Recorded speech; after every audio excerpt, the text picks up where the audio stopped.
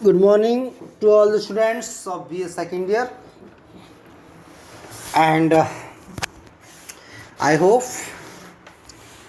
you have been studying very hard for your exams. Till now, we have completed total 4 acts plus 1 interlude. Today, we are going to study the 5th act. The title of this 5th act is Victory and a Series of Suicides. विजय और आत्महत्या की श्रृंखला।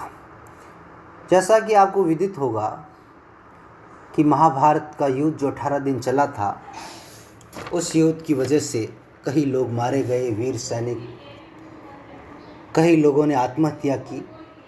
तो इसका title है विजय और a series of suicide. किस तरह किसकी विजय होती है और कौन आत्महत्या करता है, उसके बारे में बताया गया।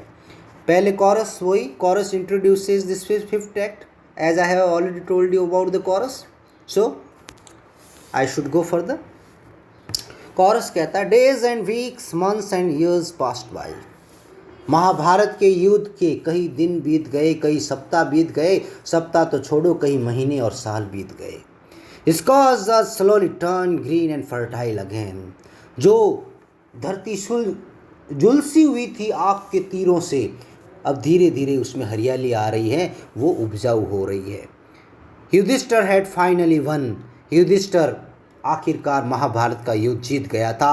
His throne and his kingdom, यानी कि युधिष्ठिर ने अपना हस्तिनापुर की राजगद्दी और साम्राज्य वापस जीत लिया।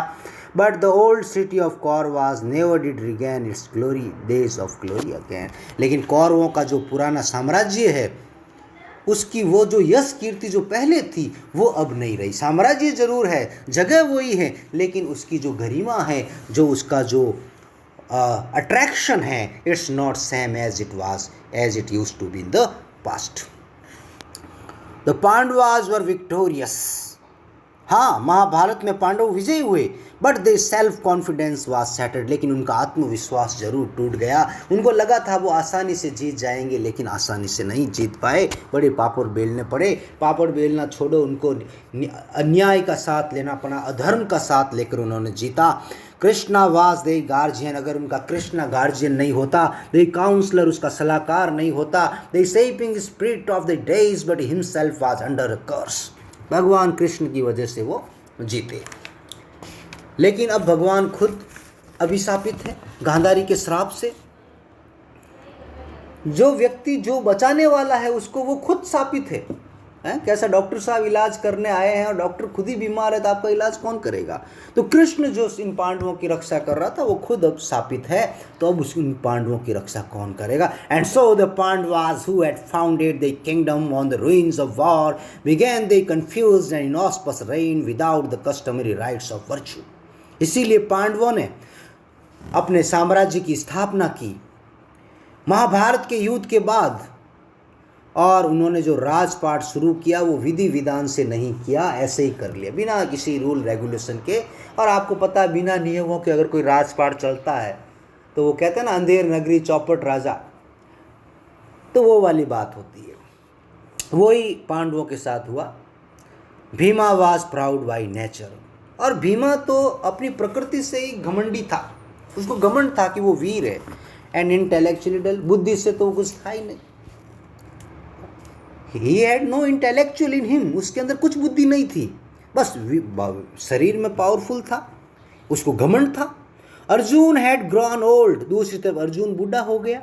वियरी, थक सा गया, बिफोर हिज टाइम, अपने समय से पहले ही बूढ़ा हो गया। नकुल वाज इग्नोरेंट, नकुल अज्ञानी था। सहदेव रिटार्टेड फ्रॉम बर्थ, और सहदेव तो बचपन से ही बुद्धिहीन था, उसको कुछ नहीं आता था। तो पांडवों में कुछ नहीं था, केवल कृष्ण ने उनको सपोर्ट किया और वो जीत गए, बाकी उनमें कोई दम नहीं था। और अब राजपाट आने के बाद तो और भी वो बेकार हो गए। कहते हैं ना, आदमी के पास धन दौलत आने के बाद बिल्कुल बेकार हो जाता है। ये लोग भी गलत रास्ते पे आ गए। Yudhishthira, his brow mark deep with sorrow, was the only one who saw the future as a nightmare। Yudhishthira एक ऐसा व्यक्ति था जिसको पता था कि पांडवों का फ्यूचर बहुत ही बुरा है। युधिष्ठिर के माथे पर हमेशा चिंता की लकीरें होती थी। सोरो यानी दुख, ब्राउ, और नाइटमेयर बुरा सपना। तो उसको हिसाब से जो पांडवों का भविष्य है वो एक बुरे सपने के समान है। उनके लिए बहुत बुरा है. Yudhishthir was the only one who understood that when Krishna, still under the shadow of the curse, met with a violent death as prophesied, the days they had sown together in the battlefield would yield a harvest of such bitterness that all the wisdom of past ages would be covered with dust and darkness. So Yudhishthir was the only one. Yudhishthir अकेला था who understood, जिसने ये समझा कि कृष्ण जो अभिशापित है, met with a violent death as prophesied. Yudhishthir को पता चल गया कि जिस तरह गांधारी ने कृष्ण को श्राप दिया, जिस तरह जैसी मौत का श्राप गांधारी ने दिया, कृष्ण इसी बुरी मौत मरा. कैसे मरा Krishna? His head resting on his knees, lost in his dark thoughts, Yudhishthira often sat on the stone steps of the palace and stared with vacant eyes at the encroaching darkness. Yudhishthir अपने महल की सीढ़ियों पे बैठा था और आंखों में कोई भाव नहीं था, और युधिष्ठिर को पता चल गया कि अब कलयुग आने वाला है, अंधेरा छाने वाला है, क्योंकि भगवान कृष्ण की मौत के बाद ये द्वापर युग भी खत्म हो जाएगा, क्योंकि पहले सत्य युग, फिर त्रेता, फिर द्वापर और अब कलयुग. द कर्टन राइजेज, अब पर्दा उठता है. टू ओल्ड गार्ड्स, दोनों पुराने पहरेदार, stand at the back of the stage, stage के पीछे दो पहरेदार खड़े हैं. Yudhishthira sitting on the foreground, आगे युधिष्ठिर बैठा है, पीछे पहरेदार है.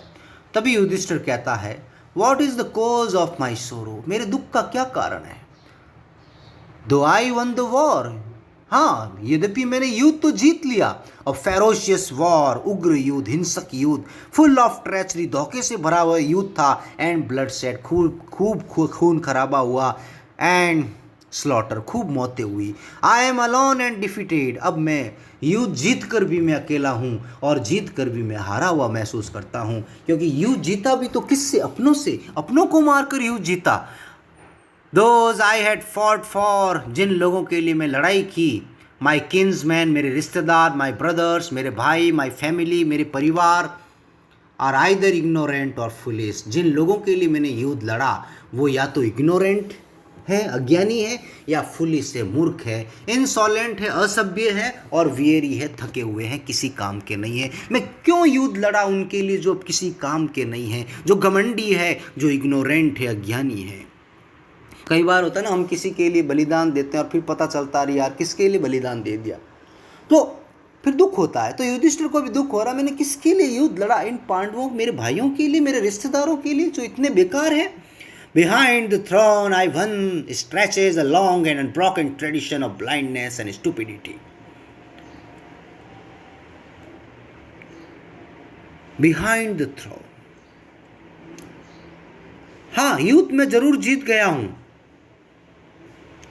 लेकिन मेरे पीछे मेरे रिश्तेदार जो है ब्लाइंड है. ब्लाइंड का मतलब कोई ज्ञान नहीं है, स्टूपिड है, मूर्ख है. The people are still cast in the ugly mould of old regime, लोग अभी भी पुरानी परंपराओं पे चल रहे हैं और अगली यानी असभ्य है और गलत रास्तों पे चल रहे हैं, कोई सत्य को नहीं अपना रहा है. आज महाभारत का युद्ध जीतने के बाद भी, कौरवों को हराने के बाद भी उसको कुछ नहीं मिला है. I tremble as I was in crossing darkness. मुझे कंपी हो रही है जब मैं ये देखता हूँ, जब मैं महसूस होता है मुझे कि अब अंधेरा छाने वाला है जीवन में, कलयुग आने वाला है. And here the sinister steps of the coming age, क्योंकि अब मैं आने वाले युग के निर्दयी कदमों की आहट सुन रहा हूँ. आने वाला युग कलयुग होगा जहाँ सब चीज़ें खराब होगी.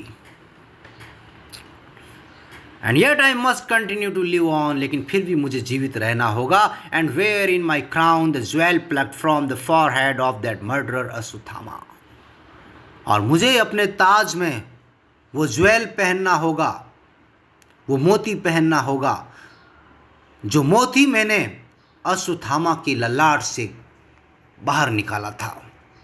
ओ Duryodhana my brother, O Duryodhan मेरे भाई, you are more fortunate than I am, तुम मेरे से कहीं अधिक भाग्यशाली हो, for having left this world before me, क्योंकि तुमने इस खराब दुनिया को पहले ही छोड़ दिया और मुझे इस खराब दुनिया में अभी भी रहना पड़ रहा है। Duryodhan you were more fortunate than I am alone and defeated, अब मैं अकेला रह गया हूँ, मैं अपने आप को हारा हुआ महसूस कर रहा हूँ। आई सिट हियर, मैं यहाँ बैठा हूँ, and listen to the sinister steps of the coming, ये सिनिस्टर क्रूअल निर्दय, और मैं आने वाले कलयुग की आहट सुन रहा हूँ। Whom कैन आई वॉर्न, मैं किसको चेतावनी दूँ? Because my brothers are either ignorant or foolish, insolent or weary, क्योंकि मेरे भाई या तो इग्नोरेंट है, अज्ञानी है, मूर्ख है, और अज्ञानी लोगों को आप चेतावनी भी नहीं दे सकते, अज्ञानी लोगों को समझा भी नहीं सकते। कई बार होता ना, हमारे आसपास भी कई अज्ञानी लोग होता है, काम कोई करता और कहता मैंने किया ये। हर एक आदमी क्रेडिट लेने की सोचता है, हर एक आदमी लोगों में अपनी पहुंच बढ़ाने की सोचता है। कुछ लोगों में बुद्धि नहीं होती, 100 लोगों के बीच में खड़े हो जाते हैं, लड़ाई करने लग जाते हैं। तो ऐसे बकवास लोग ही इस संसार के लिए नुकसानदायक है। ऐसे लोगों से हमें दूर रहना चाहिए, क्योंकि अगर हम इन लोगों से दूर नहीं रहे, ऐसे लड़ाकू लोगों से, ऐसे बदमाश लोगों से जो हमेशा लड़ाई करते हैं, तो फिर हमारी स्थिति भी वही होगी जो युधिष्ठिर की हो रही है। फिर बाद में हमें पछतावा होगा कि हमने किसका सहयोग किया और क्यों किया।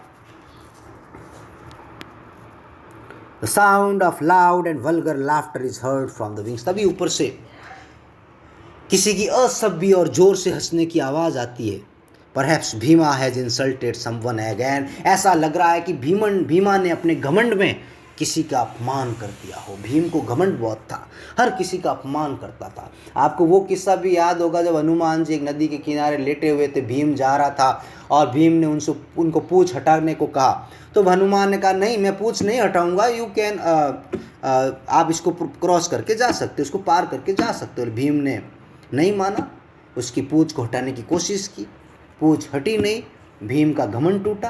तो भीम को घमंड बहुत था। भीमाज वाइल्ड लाफ्टर ब्रेक्स इन वंस अगेन, भीमा जंगली रूप में हंसता था, जंगली जानवर की तरह हंसता था। That is an example of my family's grim humour. और युधिष्ठिर को गुस्सा आ रहा है, ये क्या हो रहा है, हर जगह ठाके चल रहे हैं, कोई सीरियसनेस है ही नहीं, कोई गंभीर है नहीं। In a few years the surrounding darkness shall swallow them all, अगर यही चलता रहा तो आने वाला कलयुग सबको मौत की नींद में सुला देगा। But who is enthralled by Bhima's insolent wit?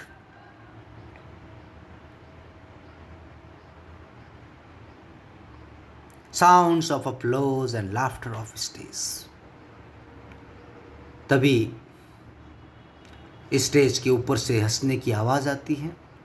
Vidur and Kripacharya enter in great agitation, अब विदुर और कृपाचार्य स्टेज पर आते हैं और विदुर कहता महाराज भीमा हैज बिकम इनटॉलरेबल, महाराज अब भीम को सहन करना मुश्किल है।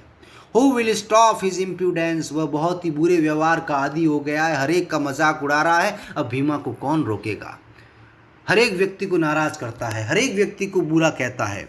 Yudhishthira, what has he done this time? Vidur अब युधिष्ठिर ने क्या किया? तभी विदुर कहता है what he does every day, आज उसने वही किया महाराज जो हर रोज करता है। He has humiliated Yuyutsu once again, आज उसने फिर युत्सु का अपमान किया है। युत्सु वही व्यक्ति है, गांधारी का पुत्र, जिसने पांडवों की ओर से लड़ा, कौरवों को मारा, अपने ही भाइयों को, और आज जिस पांडवों का सपोर्ट किया, आज वही पांडवों का भाई भीम उसकी इंसल्ट कर रहा है। तो देखिए, मैंने कहा ना, कुछ लोग ऐसे होते हैं जिनका सपोर्ट करके हमें दुख होता है।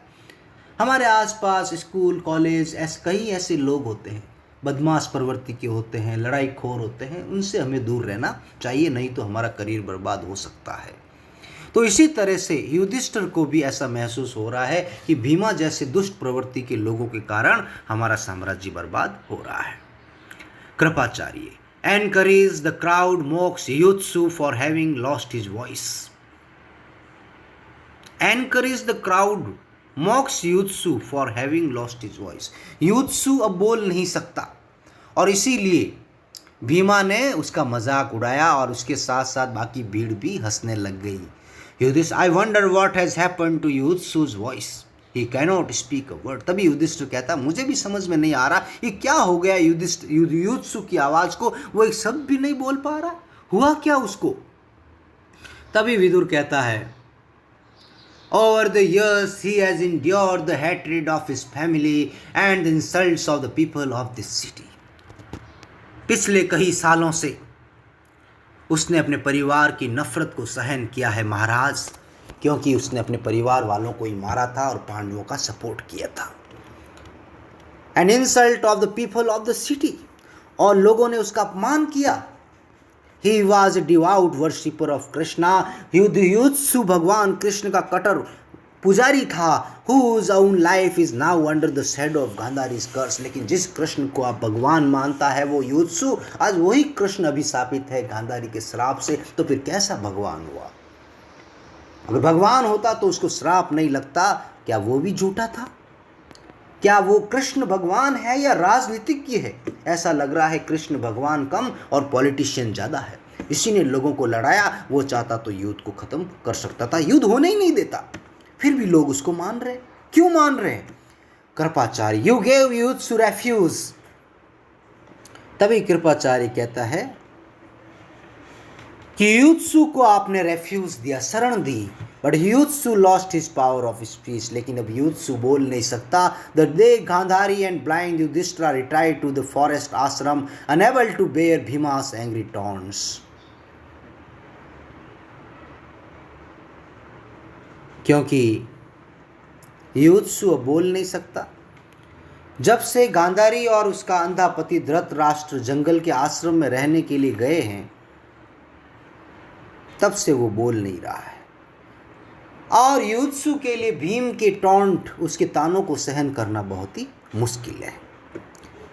तभी युधिष्ठिर कहता है, तो आपको ये भी पता होना चाहिए कि जब महाभारत का युद्ध खत्म होता है तो युधिष्ठिर और गांधारी हस्तिनापुर छोड़कर जंगल के आश्रम में रहने के लिए चले जाते हैं। युधिष्ठिर कहता है ही हैज सफर्ड मच, ही यानी युधिष्ठिर ने बहुत ही दुख झेला है। He alone dared to stand up against his family and risk his life। वो अकेला व्यक्ति था जो उसके परिवार के खिलाफ खड़ा हुआ और अपनी जिंदगी को खतरे में डाला। बट इन द एंड, लेकिन अंत में क्या हुआ? हिज फेथ वाज बिट्रेड, उसका विश्वास टूट गया। कॉन्स्टेंटली अब्यूज्ड, बार बार उसका अपमान किया गया। He can not even retaliate, और अब वो बदला भी नहीं ले सकता। लाइक डेड ब्रूट, ब्रूट यानी पशु, अश्वत्थामा, जैसे अश्वत्थामा ने बदला लिया था, युधिष्ठिर बेचारा बदला भी नहीं ले सकता। भीमा रोर्स अगेन, और भीमा वाप फिर से हंसता है। तभी कृपाचार्य कहता है महाराज come and console Yudhishthira yourself. महाराज आइए युधिष्ठिर साहब आप, और युधिष्ठिर को सांत्वना दीजिए, उसको शांत कीजिए। एग्जिस्ट युधिष्ठिर विदुर कृपाचार्य। युधिष्ठिर, विदुर और कृपाचार्य अब चले जाते हैं। The two old guards walk up to the front of the stage. दोनों पहरेदार जो पीछे खड़े थे वो आगे आते हैं, और पहला गार्ड क्या कहता है? सम वेंट मैड। भीमा की हंसी को देखकर लगता है, वो सुनकर कहता है कोई पागल हो गया। दूसरा कहता है सम वर्कर्स, कुछ अभिशापित है। वापस गार्ड फर्स्ट कहता है येट वी रिमेन, लेकिन हम अभी भी यही हैं। कितने सैनिक मारे गए, कितने घायल हो गए, हम अभी के अभी वही हैं। तभी गार्ड टू कहता है एज वी ऑलवेज वर, जैसे हम हमेशा थे वैसे हम यहीं रहेंगे। तभी गार्ड फर्स्ट कहता है द रूलर चेंज, राजा बदलता है, पहरेदार वही रहते हैं। गार्ड टू कहता है but the conditions remain the same, लेकिन कंडीशन वही है। जो स्थिति कौरवों के राज में थी पांडवों के राज में भी वही है। ऐसा सोचा था कि कौरवों के हारने के बाद पांडवों में सतयुग आएगा, लेकिन कौरवों के युद्ध में भी बुरा था और अब पांडवों के युग में भी बुरा है। उन दोनों में कोई फर्क नहीं है। कई बार होता है ना, कोई एक व्यक्ति पूरी सरकार को हटाने की कोशिश करता है, फिर खुद जब प्रधानमंत्री बनता है तो खुद वापस बुरी सरकार ही बनाता है। तो यही हुआ, कौरवों की बुरी सरकार को हटाकर युधिष्ठिर भी बुरा राजा बन गया। Guard first the previous ruler was a better king. अब ये गार्ड पहरेदार कहते हैं कि युधिष्ठिर से तो अच्छा धृतराष्ट्र था, पहले वाला राजा अच्छा था। ही वॉज ब्लाइंड, वो अंधा था, but at least he knew how to rule. वो अंधा था लेकिन उसको पता था राज कैसे करना है। This one is a saint and philosopher. ये जो राजा है वो साधु प्रवृत्ति का है, दार्शनिक प्रवृत्ति का है, और साधु और दार्शनिक प्रवृत्ति का व्यक्ति कभी राज नहीं कर सकता, उसके राज में केवल विनाश हो सकता है। How can he rule? Yudhishthira कैसे राज कर सकता है? He does not know what his people are like. Yudhishthira को यह भी नहीं पता कि उसके लोग कैसे हैं। नॉलेज एंड मॉरलिटी, उसके लोगों को ज्ञान नहीं है, नैतिकता नहीं है। What can we do with them, और अगर हमारे पास ज्ञान हो, हमारे पास नैतिकता हो, तो क्या हम इसके बल पर राज कर सकते हैं? कतई नहीं। Grind them. दूसरा कहता चलो आट चक्की के आटे में ज्ञान और मॉरलिटी को पीस लो और ईट देम, उसको खा लो, या फिर वेयर देम, या फिर उनको पहन लो। लेकिन राजपाट के लिए बुद्धि होना जरूरी है, समझदारी होनी जरूरी है, निर्णय लेने की क्षमता होनी जरूरी है। तभी गार्ड फर्स्ट कहता ओ लाई ऑन देम या फिर नैतिकता ज्ञान का बिस्तर बना के उनके ऊपर लेट जाओ। तो ज्ञान और नैतिकता का मजाक उड़ा रहे हैं। गार्ड टू कहता है if only we had enough grain, अगर हमारे पास पर्याप्त अनाज होता। तभी गार्ड फर्स्ट कहता क्लियर इंस्ट्रक्शंस। तभी वो गार्ड पहला कहता कि ऐसा राजा होना चाहिए जिसके इंस्ट्रक्शन क्लियर हो, निर्देश बिल्कुल फिक्स हो। दूसरा कहता है स्ट्रॉन्ग लीडर, मजबूत नेता होना चाहिए, मजबूत राजा होना चाहिए। तभी गार्ड फर्स्ट कहता है order we could blindly follow, ऐसा राजा होना चाहिए जिसके आदेशों को हम आंख बंद करके फॉलो कर सके। टू वेज वॉर और लिव इन पीस, या तो युद्ध करो या शांति से जियो, लेकिन युधिष्ठिर जैसा राजा नहीं होना चाहिए। इससे अच्छा तो धृतराष्ट्र था जिसके राज में वास्तव में राज था। अब तो सब कलयुग आ गया है। तभी गार्ड फर्स्ट कहता he does not know what his people are like, Yudhishthira को यही नहीं पता उसके लोग कैसे, उसका भाई सारे मूर्ख हैं, भीम वगैरह। इससे अच्छा तो दूरी कौरव जो थे वो समझदार थे, गंभीर थे, उनमें राज करने की क्षमता थी। पांडव तो निरह मूर्ख है जो कृष्ण के प्रभाव में आकर युद्ध लड़ गए और जीत गए अन्याय के बल पर, बाकी उनमें कोई दम नहीं था। एंटर युत्सु, तभी युत्सु प्रवेश करता है। The guards for silent, guards चुप हो जाते हैं। Retreat to the earlier position, वापस अपनी पहले वाली जगह पर चले जाते हैं। Yuyutsu makes incoherent attempts to speak, Yuyutsu कुछ बोलने की कोशिश करता है, लेकिन आपको पता ना जो व्यक्ति बोल नहीं सकता, आ ऊ करता है लेकिन बोल नहीं पाता। And then leaves in great agitation, फिर गुस्से में वो चला जाता है। A few moments later Vidur and Kripacharya enter, थोड़ी देर में विदुर और कृपाचार्य वापस लौटते हैं। तो इस तरह से आज हमने पढ़ा कि किस तरह से जो भीमा हैं वो मजाक उड़ाता युत्सु का, और किस तरह से वर्तमान की परिस्थितियां हैं, और ऐसा लग रहा है कि पांडवों के राज के बजाय कौरवों का राज अच्छा था। स्टूडेंट्स, मुझे लग रहा है कि आप आज तक हमने जितना पढ़ा आप लोगों ने उसको ध्यान से पढ़ा होगा।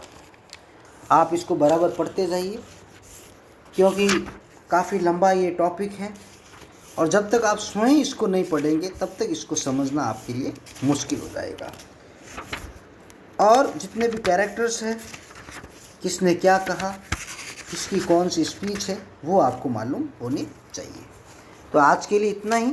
कल हम पढ़ेंगे कि जो विदुर और कृपाचार्य स्टेज पर आते हैं बाद में क्या होता है, और इसका जो टॉपिक है विक्ट्री और अ सीरीज ऑफ सुसाइड, क्या वास्तव में सुसाइड होता है, सुसाइड होता है तो कौन कौन सुसाइड करते हैं, सुसाइड क्यों करते हैं, ये सारी चीज़ें हम कल पढ़ेंगे। तब तक के लिए thank you very much. If you find any kind of problem you may contact me through WhatsApp, YouTube और थ्रू मैसेजेस, एंड